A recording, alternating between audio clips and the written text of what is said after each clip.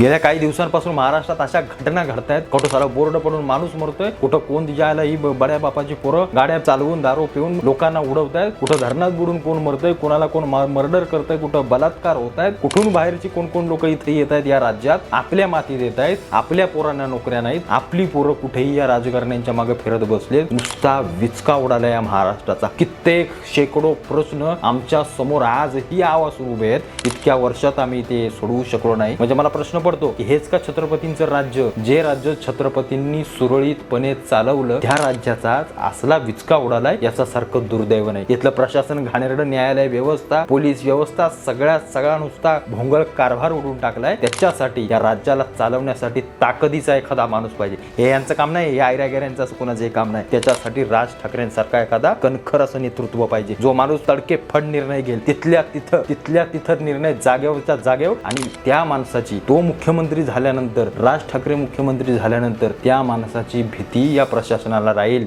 हे फार महत्वाचं आहे। आता काय झालंय, हे वरचे सगळे प्रशासनासोबत एका टेबलावर बसणारी सगळी लोक आहेत, त्याच्यामुळे कोणाला कशाचं काही पडलेलं नाही। त्याच्यामुळे माझं वैयक्तिक मत आहे, येणाऱ्या काळात पुढचा मुख्यमंत्री राज्याचा मला असं वाटतं राजसाहेब ठाकरेंना केलं पाहिजे, त्याशिवाय महाराष्ट्रातले सगळे प्रश्न सुटणार नाहीत।